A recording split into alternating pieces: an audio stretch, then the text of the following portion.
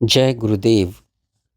राजा जनक ने विचार किया कि परमात्मा परब्रह्म के निमेष अर्थात दृष्टा भाव के संवरण से प्रलय और दृष्टा भाव के उदय से प्रकट होने वाला यह दृश्य प्रपंच जगत इसी क्रम से प्रवाह रूप से अनादि अनंत है। इसमें अविद्यमान अव्यक्त दृश्य प्रपंच तो प्रकट होता रहता है और विद्यमान सतत परिवर्तित एवं विलीन होता रहता है। इसमें ऐसा कोई भी उन्नत स्थायी और उत्तम पदार्थ है ही नहीं जिसकी प्राप्ति होने से समस्त अभावों की पूर्ति होकर परिपूर्णता प्राप्त हो जाए।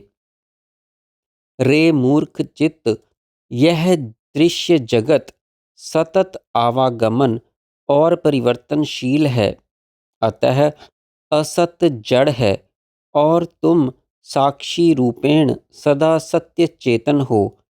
ऐसी दशा में मृतक के साथ जीवित के समान भला तुम्हारा इससे क्या वास्तविक संबंध हो सकता है। अतः तुम व्यर्थ ही विषय चिंतन रूपी जल सिंचन से विष वृक्ष रूपी इस जगत में आंतरिक आस्था व्यथा रूपी सैकड़ों शाखाओं की वृद्धि मत करो।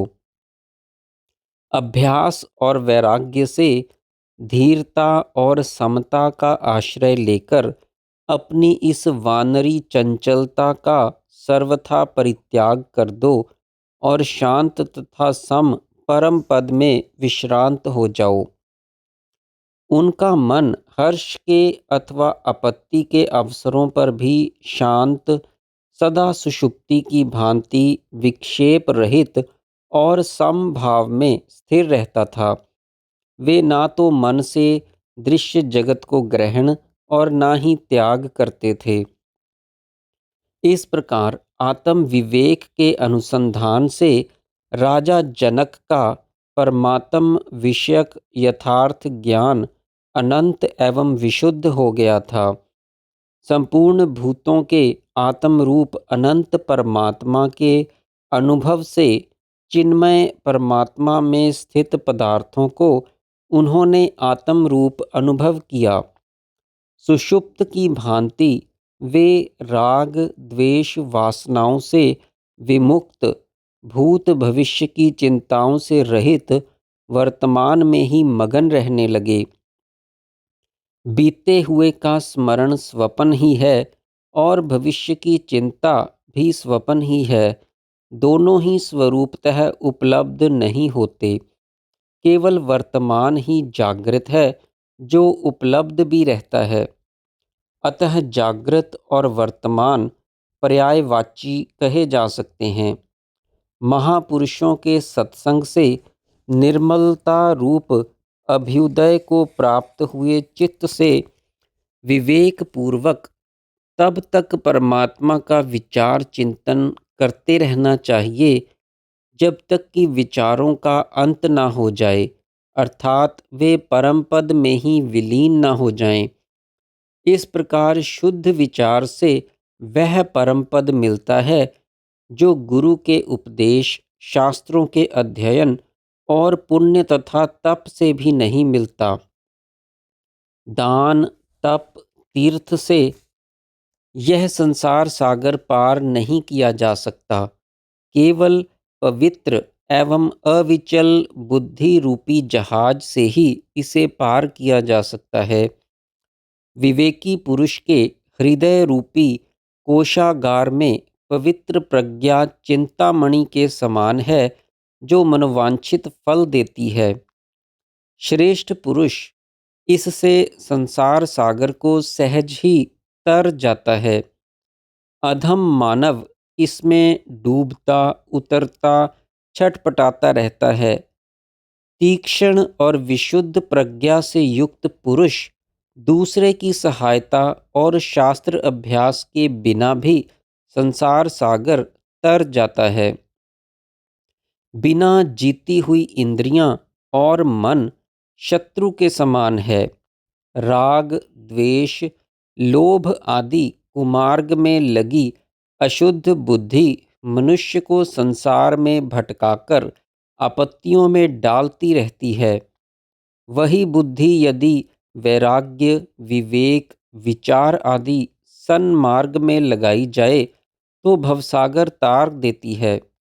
अतः इंद्रियों को बारंबार जीतते रहकर इन्हें और बुद्धि को तब तक एकाग्र होकर परमात्मा के ध्यान में जुटाए रखना चाहिए जब तक अंतःकरण परमात्म ध्यान में एकाग्र, शुद्ध और प्रसन्न शांत ना हो जाए। उस सद्गुण निर्गुण रूप पर ब्रह्म परमात्मा का साक्षात्कार होने पर हृदय ग्रंथियाँ, कुदृष्टियाँ, मोह रूपी बीज की मुट्ठियाँ और सर्व प्रकार की आपत्तियाँ विनष्ट हो जाती हैं। यथार्थदर्शी पुरुष के पास ना तो विपत्तियाँ आती हैं और ना ही संपत्तियाँ। परमात्मा पर आवरण डालने वाला अहंकार तीक्ष्ण एवं पवित्र बुद्धि से वैसे ही हट जाता है जैसे वायु से सूर्य को ढकने वाले काले मेघ। इसलिए परम पद की प्राप्ति के लिए पहले सत्संग, वैराग्य, विवेक द्वारा बुद्धि का शोधन करना चाहिए। जैसे किसान पहले खेत भूमि को ही जोतकर शुद्ध उपजाऊ बनाता है, निष्काम कर्म से विशुद्ध प्रज्ञा भी अभिवृद्धि होती है जो परम पद प्रदान करती है। जैसे शिरस्त्राण कवच बांधकर युद्ध करने वाले योद्धा को बाण पीड़ित नहीं करते, वैसे ही विवेक, वैराग्य, पवित्र अमूढ़ तीक्ष्ण बुद्धि से संपन्न पुरुष को काम, क्रोध, लोभ, मोह, द्वेष आदि बाण बाधा नहीं पहुंचाते। विशुद्ध बुद्धि ही सर्वाभीष्ट प्रदात्री है और दूषित बुद्धि सर्व अनिष्टकारी है। जड़ और सत्ता स्वरूपहीन मन सदा ही मरा हुआ है, पर आश्चर्य है कि इस मरे हुए मन ने ही सबको मार रखा है। जहाँ केवल परमात्मा की चेतना ही है, वहाँ प्रकाश से अंधकार की तरह मन का क्षय हो जाता है।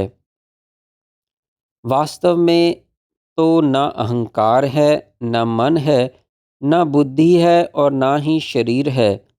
केवल मात्र आत्मा ही सर्वरूप हुआ स्वयं ही विराजमान है। वही संपूर्ण जगत है और अति सूक्ष्म होने के कारण प्रतीत न होने पर भी ध्रुव सत्य है। जिसने सदरूप आत्मदृश्य में परमार्थ सत्य रूपता की, अर्थात परमात्मा स्वयं ही दृश्य रूप में स्थित है अथवा दृश्य परमात्मा का ही स्वरूप है, ऐसी भावना करके अन्य सभी भावनाओं का त्याग कर दिया है, वह पुरुष कभी हर्ष, शोक, क्रोध, विषाद आदि दोषों में नहीं बंधता। जो मनुष्य पशु पक्षियों के समान आहार, निद्रा, मैथुन, भय में ही पूरी तरह जुटे हुए हैं, उन्हें उपदेश देना उचित नहीं है। ठूंठ काठ को कथा सुनाने से भला क्या प्रयोजन सिद्ध होगा। मैं और यह दोनों ही नहीं हैं। इस प्रकार चिंतन करते हुए आकाश के समान विशाल और पर्वत के समान अविचल हृदय रूप परमात्मा में सुस्थिर हो जाओ। यह संपूर्ण जगत परमात्मा ही है। अंतःकरण में ऐसा अनुभव हो जाने पर कहाँ चित्त, कहाँ चैत्य और क्या चेतन। मैं जीव नहीं, चिन्मय ब्रह्म ही हूँ, क्योंकि एकमात्र चिन्मय परमात्मा के अतिरिक्त अन्य जीव नामक अलग पदार्थ है ही नहीं। यही ज्ञान चित्त की परम शांति और परम सुख है। जब तक मन रूपी सर्प है, तभी तक भय बना रहता है। योग से उसे मार भगाने पर भय का अवसर ही नहीं रहता। जय गुरुदेव।